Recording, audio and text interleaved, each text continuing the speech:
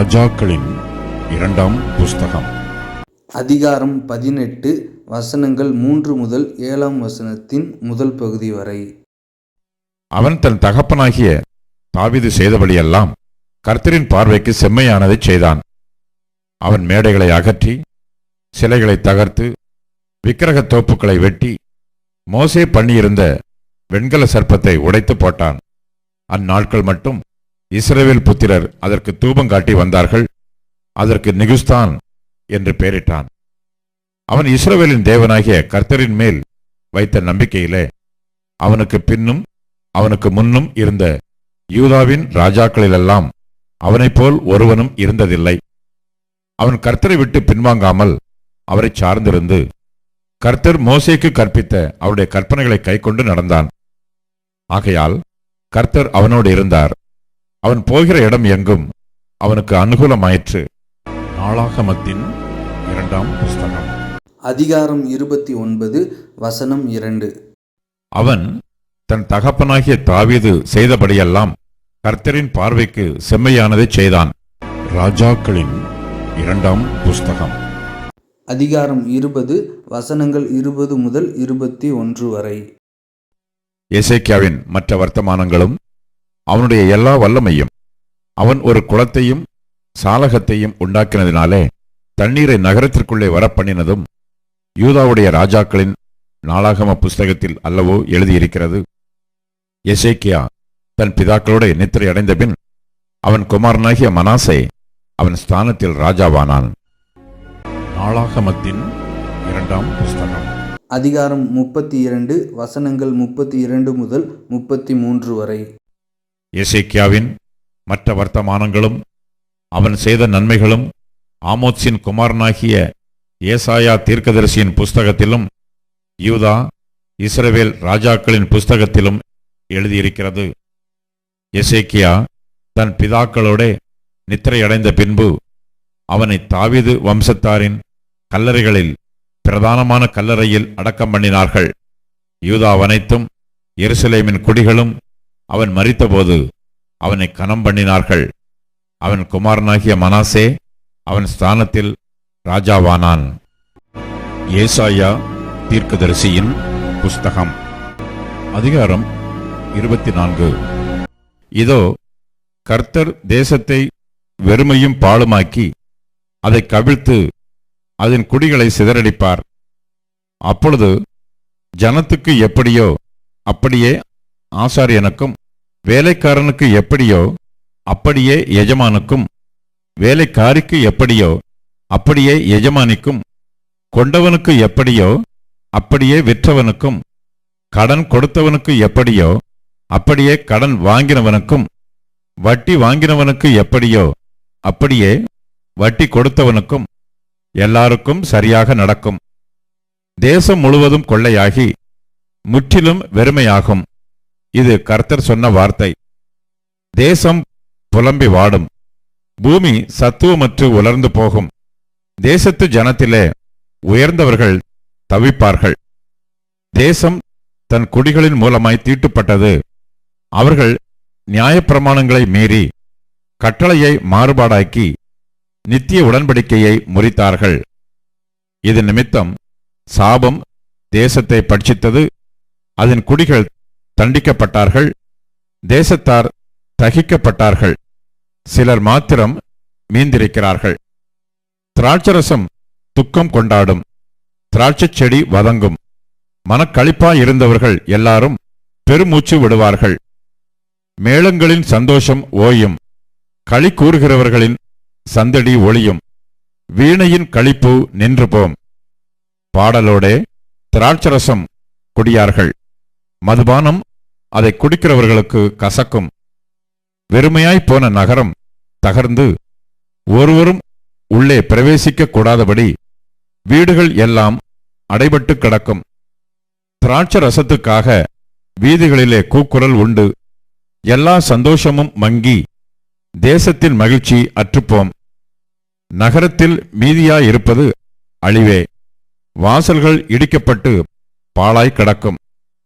ஒலிவ மரத்தை உலுக்கும் போதும் திராட்சப்பழங்களை அறுத்து தீரும் போதும் பின்பறிப்புக்கு கொஞ்சம் மீந்திருப்பது போல தேசத்துக்குள்ளும் இந்த ஜனங்களின் நடுவிலும் கொஞ்சம் மீந்திருக்கும். அவர்கள் சத்தமிட்டு கம்பீரிப்பார்கள். கர்த்தருடைய மகத்துவத்தின் நிமித்தம் சமுத்திரத்தினின்று ஆர்ப்பரிப்பார்கள். ஆகையால் கர்த்தரை விழுக்கும் திசையிலும் இஸ்ரவேலின் தேவனாகிய கர்த்தரின் நாமத்தை சமுத்திர தீவுகளிலும் மகிமைப்படுத்துங்கள். நீதிபரனுக்கு மகிமை என்று பாடும் கீதங்களை பூமியின் கடையாந்தரத்திலிருந்து கேட்கிறோம். நானோ இளைத்துப் போனேன். எனக்கு ஐயோ, துரோகிகள் துரோகம் பண்ணுகிறார்கள், துரோகிகள் மிகுதியாய் துரோகம் பண்ணுகிறார்கள் என்கிறேன். தேசத்து குடிகளே, திகிலும் படுகொலியும் கண்ணியும் உங்களுக்கு நேரிடும். அப்பொழுது திகிலின் சத்தத்திற்கு விலகி ஓடுகிறவன் படுகுழியில் விழுவான். படுகுழியில் இருந்து ஏறுகிறவன் கண்ணியில் அகப்படுவான். உயர இருக்கும் மதகுகள் திறவுண்டு பூமியின் அஸ்திபாரங்கள் குலுங்கும். தேசம் நொறுங்கவே நொறுங்கும், தேசம் முறியவே முறியும், தேசம் அசையவே அசையும். வெறித்தவனைப் போல தேசம் தள்ளாடி ஒரு குடிலைப் போல பெயர்த்து போடப்படும். அதன் பாதகம் அதன் மேல் பாரமாயிருக்கையால் அது விழுந்து போம், இனி எழுந்திராது. அக்காலத்தில் கர்த்தர் உன்னதமான சேனையை உன்னதத்திலும் பூமியின் ராஜாக்களை பூமியிலும் விசாரிப்பார். அவர்கள் கெபியில் ஏகமாய் கட்டுண்டவர்களாய் சேர்ந்து காவலில் அடைக்கப்பட்டு அநேக நாள் சென்ற பின்பு விசாரிக்கப்படுவார்கள். அப்பொழுது சேனைகளின் கர்த்தர் சீயோன் மலையிலும் எருசலேமிலும் ஆளுகை செய்வதால் சந்திரன் கலங்கும், சூரியன் நாணமடையும். அவருடைய மூப்பர்களுக்கு முன்பாக மகிமை உண்டாயிருக்கும். ஏசாயா தீர்க்கதரிசியின் புஸ்தகம், அதிகாரம் 25. கர்த்தாவே, நீரே என் தேவன், உம்மை உயர்த்தி உமது நாமத்தை துதிப்பேன். நீர் அதிசயமானவைகளைச் செய்தீர். உமது பூர்வ ஆலோசனைகள் சத்தியமும் உறுதியுமானவைகள். நீர் நகரத்தை மண்மேடும் அரணான பட்டணத்தை பாழுமாக்கினீர். அந்நியரின் ராஜதானியை ஊராயிராதபடிக்கும் என்றைக்கும் கட்டப்படாதபடிக்கும் செய்தீர். ஆகையால் பலத்த ஜனங்கள் உம்மை மகிமைப்படுத்துவார்கள். கொடூரமான ஜாதிகளின் நகரம் உமக்கு பயப்படும்.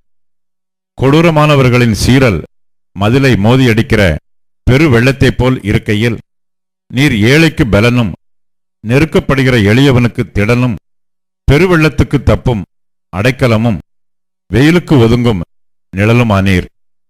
வறட்சியான இடத்தின் காங்கை மேகத்தினால் தணிவது போல் அந்நியரின் மும்முரத்தை தணிய பண்ணுவீர்.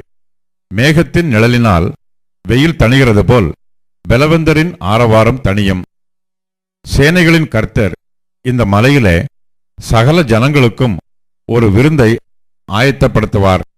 அது கொழுமையான பதார்த்தங்களும் பழமையான திராட்சரசமும் ஊனும் நிணமுமுள்ள பதார்த்தங்களும் தெளிந்த பழமையான திராட்சரசமும் நிறைந்த விருந்தாயிருக்கும்.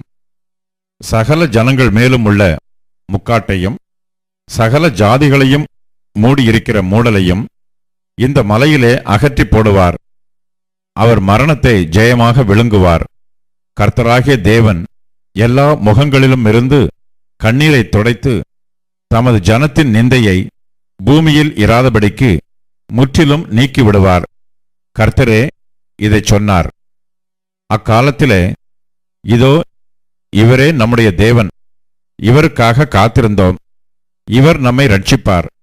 இவரே கர்த்தர், இவருக்காக காத்திருந்தோம், இவருடைய ரட்சிப்பினால் களிகூர்ந்து மகிழுவோம் என்று சொல்லப்படும். கர்த்தருடைய கரம் இந்த மலையிலே தங்கும். கூளம் எருக்களத்தில் மிதிக்கப்படுவது போல மோவாப் அவர் கீழ் மிதிக்கப்பட்டு போம். நீந்துகிறவன் நீந்துவதற்காக தன் கைகளை விரிப்பது போல் அவர் தமது கைகளை அவர்கள் நடுவிலே விரித்து அவர்கள் பெருமையையும் அவர்கள் கைகளின் சதி சற்பனைகளையும் தாழ்த்தி விடுவார். அவர் உன் மதில்களுடைய உயர்ந்த அரணை கீழே தள்ளி தாழ்த்தி தரையிலே தூளாக அழிப்பார். ஏசாயா தீர்க்கதரிசியின் புஸ்தகம், அதிகாரம் 26. அக்காலத்திலே யூதா தேசத்தில் பாடப்படும் பாட்டாவது: பெலனான நகரம் நமக்கு உண்டு, இரட்சிப்பையே அதற்கு மதிலும் அரணுமாக ஏற்படுத்துவார். சத்தியத்தை கைக்கொண்டு வருகிற நீதியுள்ள ஜாதி உள்ளே பிரவேசிப்பதற்காக வாசல்களை திறவுங்கள். உம்மை உறுதியாய் பற்றிக்கொண்ட மனதை உடையவன் உம்மையே நம்பியிருக்கிறபடியால் நீர் அவனை பூரண சமாதானத்துடன் காத்துக்கொள்வீர். கர்த்தரை என்றென்றைக்கும் நம்புங்கள். கர்த்தராகிய யெகோவா நித்திய கன்மலையாய் இருக்கிறார். அவர் உயரத்திலே வாசமாயிருக்கிறவர்களையும் கீழே தள்ளுகிறார், உயர்ந்த நகரத்தையும் தாழ்த்துகிறார்.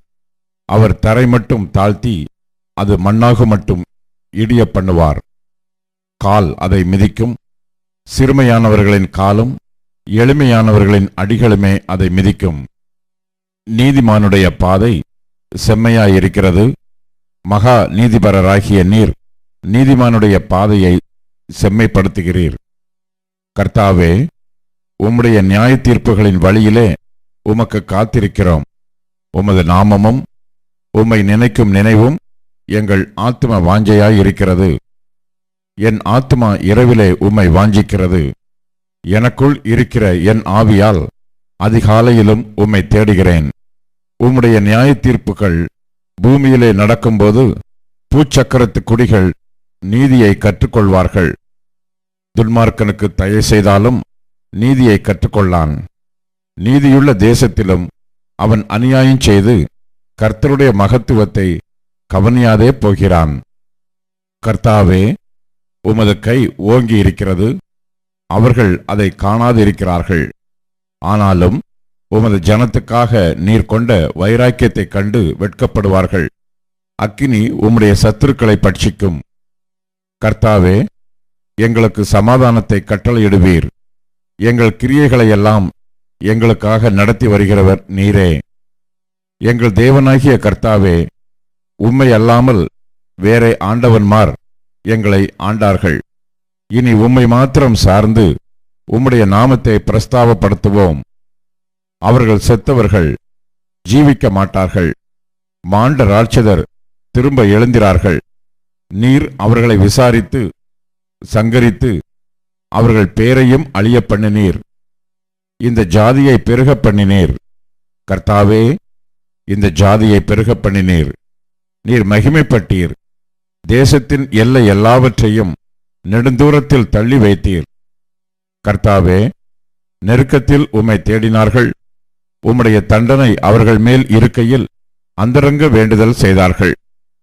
கர்த்தாவே, பேறுகாலம் சமீபத்திருக்கையில் வேதனைப்பட்டு தன் அம்பாயத்தில் கூப்பிடுகிற கர்ப்பவதியைப் போல உமக்கு முன்பாக இருக்கிறோம். நாங்கள் கர்ப்பமாயிருந்து வேதனைப்பட்டு காற்றை பெற்றவர்களைப் போல் இருக்கிறோம். தேசத்தில் ஒரு ரட்சிப்பையும் செய்ய மாட்டாதிருக்கிறோம். பூச்சக்கரத்து கொடிகள் விழுகிறதுமில்லை. மரித்த உம்முடையவர்கள் பிரேதமான என்னுடையவர்களோட கூட எழுந்திருப்பார்கள். மண்ணிலே தங்கியிருக்கிறவர்களே, விழித்து கம்பீரியுங்கள். உம்முடைய பனி பூண்டுகளின் மேல் பெய்யும் பனிபோல் இருக்கும். மரித்தோரை பூமி புறப்பட பண்ணும். என் ஜனமே, நீ போய் உன் அறைக்குள்ளே பிரவேசித்து உன் கதவுகளை பூட்டிக்கொண்டு சினம் கடந்து போக மட்டும் கொஞ்ச நேரம் ஒளித்துக்கொள். இதோ, பூமியினுடைய குடிகளின் அக்கிரமத்தின் நிமித்தம் அவர்களை விசாரிக்கும்படி கர்த்தர் தம்முடைய ஸ்தானத்திலிருந்து புறப்பட்டு வருவார். பூமி தன் இரத்தப் பழிகளை வெளிப்படுத்தி தன்னிடத்தில் கொலை செய்யப்பட்டவர்களை இனி மூடாதிருக்கும். ஏசாயா தீர்க்கதரிசியின் புஸ்தகம். அதிகாரம் 27. அக்காலத்திலே கர்த்தர் லிவியாதான் என்னும் நீண்ட பாம்பை, லிவியாதான் என்னும் கோணலான சர்ப்பத்தையே கடிதும் பெரிதும் பலத்ததுமான தமது பட்டயத்தால் தண்டிப்பார். சமுத்திரத்தில் இருக்கிற வலு சர்ப்பத்தை கொன்று போடுவார். அக்காலத்திலே நல்ல திராட்சரசத்தை தரும் திராட்சை தோட்டம் உண்டாயிருக்கும். அதை குறித்து பாடுங்கள். கர்த்தராகிய நான் அதை காப்பாற்றி அடிக்கடி அதற்கு தண்ணீர் பாய்ச்சி ஒருவரும் அதை சேதப்படுத்தாதபடிக்கு அதை இரவும் பகலும் காத்துக்கொள்வேன். உக்கிரம் என்னிடத்தில் இல்லை, முட்செடியையும் நெரிஞ்சிலையும் எனக்கு விரோதமாய் யுத்தத்தில் கொண்டு வருகிறவன் யார்? நான் அவைகள் மேல் வந்து அவைகளை ஏகமாய் கொளுத்தி விடுவேன். இல்லாவிட்டால் அவன் என் பலனை பற்றி கொண்டு என்னோட ஒப்புரவாகட்டும், அவன் என்னோட ஒப்புரவாவான். யாக்கோபு வேர் பற்றி இஸ்ரவேல் பூத்து காய்த்து உலகத்தை பல நாள் நிரப்பும் நாட்கள் வரும். அவர் அவனை அடித்தவர்களை அடித்தது போல இவனை அடிக்கிறாரோ? அவர்கள் கொல்லப்படும் கொலையாய் இவன் கொல்லப்படுகிறானோ? தேவரீர் ஜனத்தை துரத்தி விடுகையில் மட்டாய் அதனோடே வழக்காடுகிறீர். கொண்டல் காற்று அடிக்கிற நாளிலே அவர் தம்முடைய கடுங்காற்றினால் அதை விலக்கி விடுகிறார். ஆகையால் அதனால் யாக்கோபின் அக்கிரமம் நிக்கிரகம் பண்ணப்படும். தோப்பு விக்கிரகங்களும் சிலைகளும் இனி நிற்காதபடி அவர்கள் பலிபீடங்களின் கல்லுகளையெல்லாம் நொறுக்கப்பட்ட சுண்ணாம்பு கல்லுகளாக்கி விடும்போது அவர்களுடைய பாவத்தை அவர் அகற்றுவார் என்பதே அதனால் உண்டாகும் பலன். அரணான நகரம் அவாந்தரையாகும். அந்த வாசஸ்தலம் தள்ளுண்டு வனாந்திரத்தைப் போல விட்டுவிடப்பட்டதாயிருக்கும். கன்றுக்குட்டிகள் அங்கே மேய்ந்து அங்கே படுத்துக்கொண்டு அதன் தலைகளை தின்னும். அதன் கொப்புகள் உலரும்போது ஒடிந்து போம். ஸ்திரீகள் வந்து அவைகளை கொளுத்தி விடுவார்கள். அது உணர்வுள்ள ஜனமல்ல. ஆகையால் அதை உண்டாக்கினவர் அதற்கு இறங்காமலும் அதை உருவாக்கினவர் அதற்கு கிருபை செய்யாமலும் இருப்பார். அக்காலத்திலே கர்த்தர் ஆற்றங்கரையின் விளைவு தொடங்கி எகிப்தின் நதி மட்டும் போரடிப்பார். இஸ்ரவேல் புத்திரரே, நீங்கள் ஒவ்வொருவராய் சேர்க்கப்படுவீர்கள். அக்காலத்திலே பெரிய எக்காலம் ஊதப்படும். அப்பொழுது அசீரியா தேசத்திலே சிதறடிக்கப்பட்டவர்களும் எகிப்து தேசத்திலே துரத்திவிடப்பட்டவர்களும் வந்து எருசலேமில் உள்ள பரிசுத்த பர்வதத்திலே கர்த்தரை பணிந்து கொள்வார்கள்.